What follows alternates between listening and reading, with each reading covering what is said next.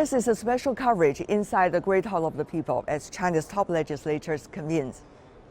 Strict pandemic precautions mark the start of Beijing's political season, but with new virus variants and a lack of vaccines worldwide, how can we expect a conclusion to COVID-19? Margaret Chan, former Director General of the World Health Organization, is a straight talker. She's now also serving as a CPPCC member.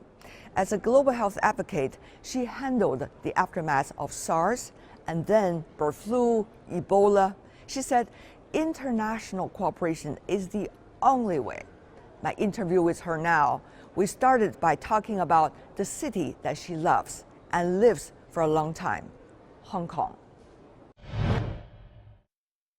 Margaret Chan, what a pleasure. So nice to see you again, Tian Wei, in Beijing. So good to see you. I'm so glad that we got this opportunity at least once in a year. You, for a big proportion of your life, have been living in Hong Kong. What do you make of the latest debate about, for example, patriots governing Hong Kong? For example, the latest incidents taking place in Hong Kong over the past 2 years? Well, it was sad that, in the last 2 years, Hong Kong suffered a lot. And of course, we started with, the political reform as well as the COVID-19. When you add the two together, it is a very difficult situation for the Hong Kong government. But notwithstanding the difficulties, the government is doing its best under very difficult situation. Now, from the perspective of whether or not we come to a very important juncture for Hong Kong, we need to review the political system, whether or not it has moved with time, whether or not it is time to change. I personally would agree it is time to review and to change to be suitable for Hong Kong. Now, the very, hot topic in Hong Kong now is to ask whether or not Hong Kong should be governed by patriots. Isn't it, Tian Wei? Well, to be frank with you, I used to work in and live in foreign countries and work as an international civil servant. In my contact, I have never seen a country or a city that would be willing to allow non-patriots to run their business. I mean, to me, this is the most basic and legitimate requirement. You must love your country, you must love your city before you would do good to govern the city or the country. I mean, to me, it is a given. Yes, but it doesn't mean that you cannot have freedom of speech. Yes, but there is rule of law.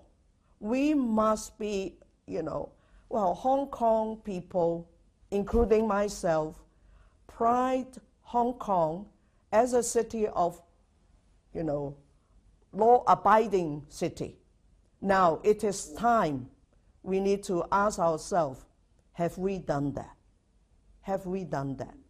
You heard accusations against China regarding the latest development in Hong Kong, for example, in the Western press, whereby some sporadic members of the politicians in some certain countries.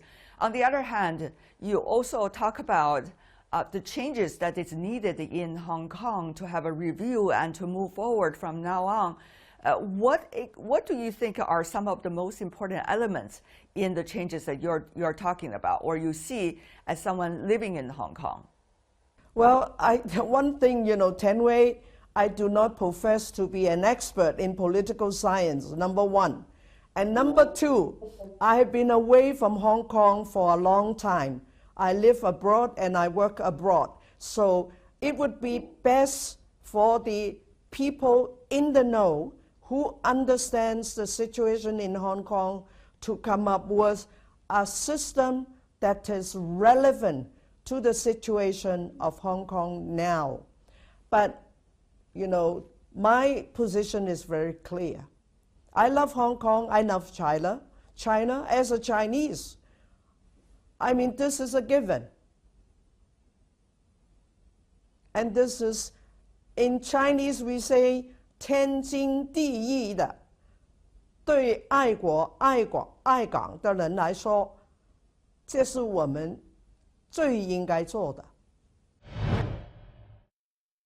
Let me ask you, Ms. Chan, about your assessment, the level of international cooperation regarding COVID-19 prevention control, and now, of course, about the vaccine as well. What is your assessment? Well, this is very interesting. As an observer, I see conflicting evidence in global cooperation and also in vaccine research and development, and now with the vaccine equitable distribution. Now, why do I say that? I think at the political level, the cooperation did not go well. And we know for a fact that, you know, the previous U.S. administration was a big, issue. And I welcome President Biden coming back and putting people's health and well-being as a priority.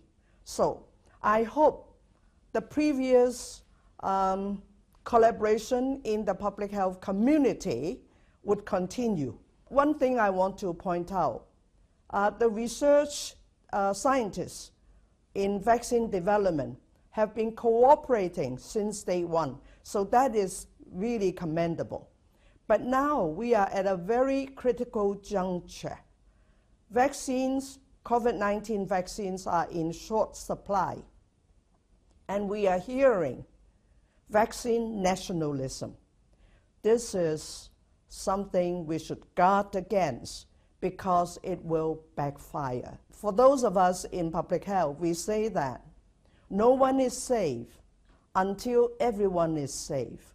So I would appeal to political leaders of countries that on this occasion, they must cooperate and support the World Health Organization and Gavi, the mechanism called COVAX, and make sure that there is equitable and ethical distribution of limited supply of COVID-19 vaccines. Ms. Chan, how do you see the different approaches different countries used in order for their own versions of control and prevention of the pandemic? Some apparently have been quite successful. China could be one of those examples. Others have different approaches. How do you see these different versions of approaches and their results? Well, I agree with you, Tian Wei. As I observe, different countries are using different approaches to tackle this epidemic or the pandemic. I think experience matters. Now, in countries in the Asia region, we are doing better. This is because we have experienced SARS in 2003. That was a painful lesson, and we have learned from that lesson and take action. So the people in Asian countries are more receptive to public health measures, including wearing masks, social distancing, as well as not to congregate in big crowds. So, experience matters. From now on, everybody will already have the experience, at least 1 year. What lessons should we learn, really, in the prevention and control approaches? Margaret, briefly.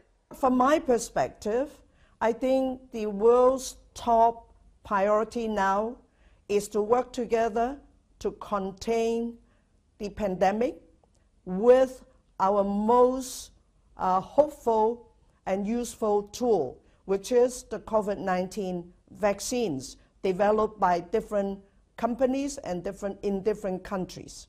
That's the top priority.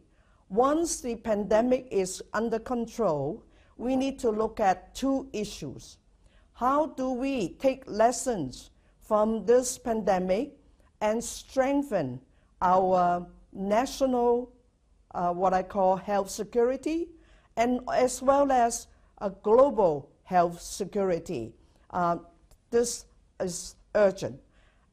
The last one that I would hope to see changes would be some changes, positive changes in global governance with the United Nations at its core. Why countries need to come together and discuss and debate and agree eventually, how are we going to prevent the next pandemic? From experience, I can tell you, we will certainly have another pandemic, but we don't know when. It is better prepare now.